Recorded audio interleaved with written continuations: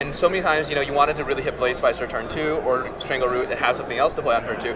With how unstable that mana base is and how many lands could theoretically come into play untapped, I really just didn't feel like I was thinking, okay, red, you get Bonfire, but with heavy zombie field, Bonfire's not even that good, right? Because most of the time, Bonfire deals you 8 if you resolve it against zombies. So I felt, you know what's the best thing to do in Standard? Because I honestly haven't played much in the last 4 months. I've just graduated from grad school.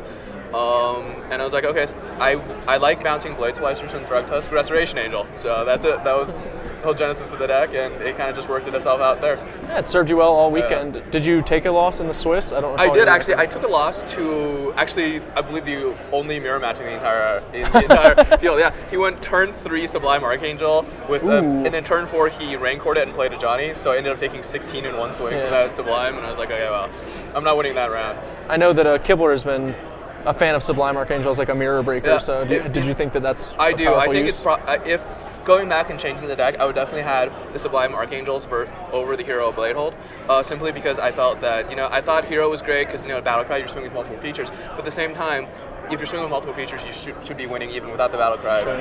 And obviously, Hero Bladehold really fails the Vapor Snag challenge, whereas the Sublime Archangel, you can really force them into a difficult decision. Do you bounce the Archangel? Do you bounce the guy that's swinging? Yeah. I thought the 3 toughness was the primary reason why I didn't like it, but no one's running Slagstorm anymore, so sure, that ended up being not that much of a problem.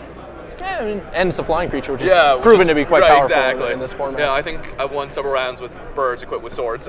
Sure. Speaking of swords, one of the choices you made in the top 8 was you frequently sided out all of your swords against the Delver players, fearing their Steel Sabotages, Divine Offerings, maybe Revokes, whatever they had. So how do you think it paid off? Well, I think it was a good gambit to take, especially in my semifinal matches, because my thought is they can't really let sword resolve. Because if they do, then there's no way they're going to outrace me. It's because all of their flyers are white, so if I can manage to stick it on a bird or something, it's going to be a really quick claw. Sure. So they're sort of forced into sideboarding in. So if I sideboard those out, then I can blank several of their draws. The other thing I was considering is because they do run 4 Snapcaster mages. If they hit 1, they're going to be able to kill every single sword. It's very true a lot of the time. So I'd rather get up my threat density. So what ended up going in was a Thrug Tusk and Acidic Slime and Thalias. Sure. The original plan was to sideboard out the Strangle Root guys, but I decided to go more aggro route, mainly because of how unstable all the Delver mana bases are, right? Because they're playing 18, 19 land. I think my round 2 opponent, my semifinal opponent had 19, and I think my final opponent might have had 18 or 19, so I have 2, so. That makes sense. I thought Acidic Slime with Restoration Angel, if you hit him a couple times, maybe it'll work out. Didn't end up happening, but it was worth a shot. Well, our Legacy Open is getting underway soon. Congratulations once more. Thank you very much. Great job. Thanks. I'm going to go drink out of this real quick soon. Our Standard Open champion, Green White Aggro, unseating Delver for the week. We're going to take a break before we come back to you with the Legacy Open in round 3.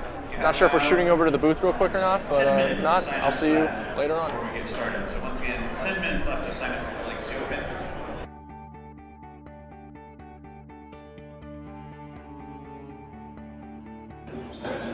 Okay. Well, once again, a congratulations to Michael Lee. Yeah, for sure. Taking down Delver in the finals, very impressive. Yeah, I mean, like I said, the white hat. And, here we have, I think, a deck that just goes back to good old-fashioned Magic, some creatures, attacking, nothing too fancy.